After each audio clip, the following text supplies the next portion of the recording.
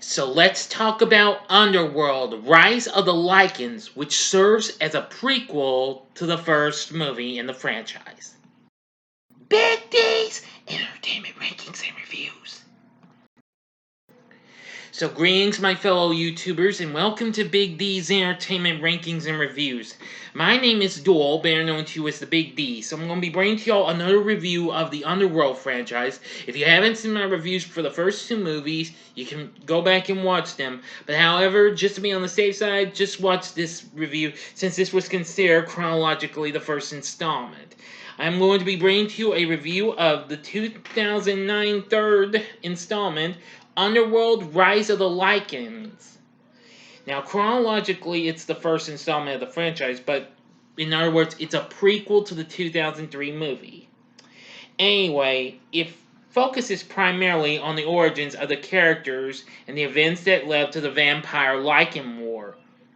The film was, of course, once again released by Screen Gems along with Lakeshore Entertainment, only this time the film was directed by Patrick Tatopoulos, I believe. Tatopoulos. Oh, I can hardly pronounce some of these names, so bear with me. Now, Lynn Weissman, who directed the first two installments, is back, but only serves as, let's see, a producer and co-writer of the story, which, of course, Danny McBride, once again, co-wrote the screenplay. The film brings back Michael Sheen, who we saw in the first movie, and Bill Nighy is back as well. Of course, Michael Sheen played Lucian, and Bill Nighy played Victor. Also in the cast is Rohan Mitra, Stephen McIntosh, and a host of others. Anyway, now of course the film tells the story of Lucian, the first werewolf born capable of taking human form and the first to be called a Lycan. Victor, a vampire elder, raises the child, envisioning a race of Lycan slaves guarding the Coven's fortress during the day and work as laborers for vampires at night. The forests and the countryside are filled with savage werewolves born from William's rampage, and human nobles have taken to begging Victor to protect you against the beast. He grants it in exchange for tributes of silver, which enables him to keep his slaves under control. As Lucian grows up, he and Victor's daughter, Sonia, fall in love, and in their adult years they begin a secretive, intimate relationship. Sonia is reckless and insubordinate. That's how you... Okay, good.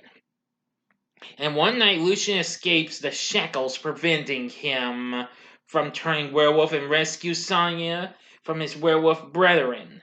Despite acknowledging that Lucian rescued his daughter, Victor cannot forgive the escape and has Lucian whipped and imprisoned. By trading her seat on the Vampire Council, Sonia enlists the help of Andreas Tanis in orchestrating Lucian's release. Lucian, unable to flee alone, liberates the other Lycans as he escapes. Sonia remains, planning to meet Lucian in 3 days. As she prepares to leave, she is visited by her father. Victor asks if she assisted in Lucian's escape. She denies it, but he discovers the truth by biting her neck and reading her memories through her blood. Discovering her relationship with Lucian, he imprisons her. Meanwhile, in the forest, Lucian recruits both human slaves and werewolves to build a force against the vampires. In the fortress, the Vampire Council and nobles demand that Victor recapture Lucian, as his Lycans have been attacking human estates, freeing their slaves and offering them immorally as Lycans themselves. Victor replies that he is confident Lucian will return as he has something Lucian wants. Sonia. And Lucian learns about Sonia's imprisonment and eventually rescues her from her room, but they are stopped from escaping by Victor. Sonya, hoping to spare Lucian's life, reveals to Victor that she is pregnant with Lucian's child. Disgusted, Victor overpowers her and imprisons Voltaire and Lucian. Sonya is unanimously sentenced to death by the council at a trial presided over by her father and is executed by exposure to sunlight in Lucian's presence.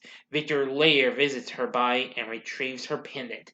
Now to the end of the movie, you know the procedure. 5 seconds to stop. Go to the description box below and fast forward to the time below. If you've already seen this movie, continue on after the 5 seconds. Here we go.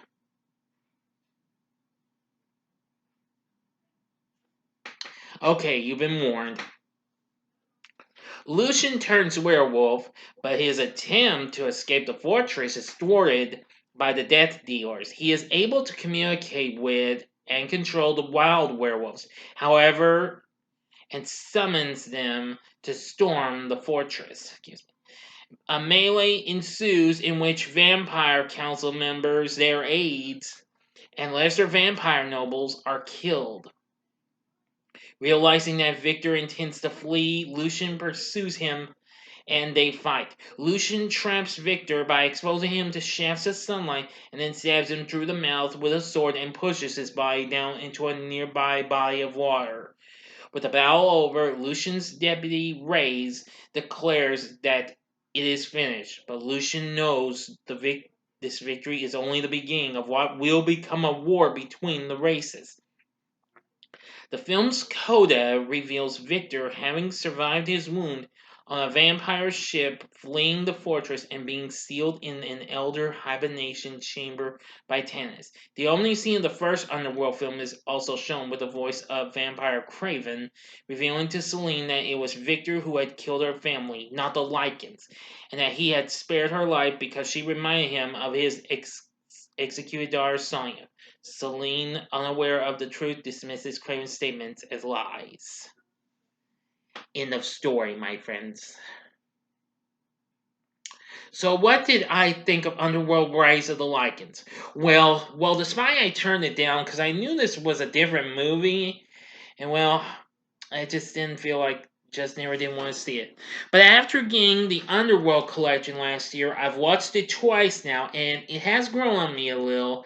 It's getting a little good and all. While despite the film still didn't quite do too well. But however, unlike the other films in the series, this film got mixed reviews, not negative, and not mostly negative, just mixed.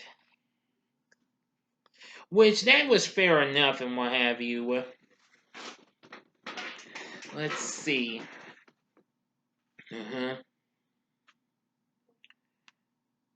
Now, I will say that even though it might still have a little bit of the blueness like in the last movie, but still it's not too bad and what have you. I will say I do like the performances we give from Michael Sheen and Bill Nighy. They do give absolutely good performances. And I will say it does have some pretty good blood effect, blood and gore and what have you, so that's pretty good too. So, anyway, the film did okay. This actually came out a day before my 29th birthday in 2009. Now, the film opened in second place right behind Paul Blart Mall Cop, which actually was done by Columbia, which of course they and Screen Gems are both Underworld subsidiaries of Sony. But anyway, which is way lower with about 20 million, which that's just a little less than the previous movie, which I forgot to mention did pretty well. But anyway, the film went on to make 91 million worldwide. So, and with an introduction of how this war turned out to be, I thought the story wasn't too bad, but even so, it's doing its best to get a little bit of power to become a favorite and what have you. But even so, we do get to see some real intense battles. I thought it was pretty good. They have Paul Hesslinger do the score for this, and it was pretty good too. So, of course, there was also music we get to hear. Not a whole lot though, but we do get to hear a few good songs. Of course, one of them was Steal My Romance from a band called Ghost on the Radio, and that was pretty good. But anyway, Underworld Rise of the Lycans. Would I recommend it? Well, I'd say if you really want to get to know the Underworld series a little more, I'd say sure, go ahead. Give it a try. I think it's pretty good. I think it's good in some ways. Probably not the best, but still good though, in ways. So, what are your thoughts on Underworld Rise of the Lycans? Please tell me in the comments section below. If you like this video, click the like button below, subscribe to my channel as well, and be a part of the Big D Nation. Join me next time when I bring to you a review of the fourth installment and the return of Kate Beckinsale as Celine, Underworld Awakening. Thank you for watching, and if you like this, you may want to see some of these other videos. If you'd like, check out, in case you didn't stop the video, but if you want to continue on and see how the series goes from before this prequel came out, see my review of Underworld in the upper left-hand corner and Underworld Evolution in the upper right-hand corner. And the bottom right-hand corner is the button you can click to subscribe. I'm only giving 2 videos for this, okay? 2 suggestions, okay? I'm now up to 273 subscribers now. Keep it up. Though my Q&A is not too far away, which of course that's also my birthday this Sunday.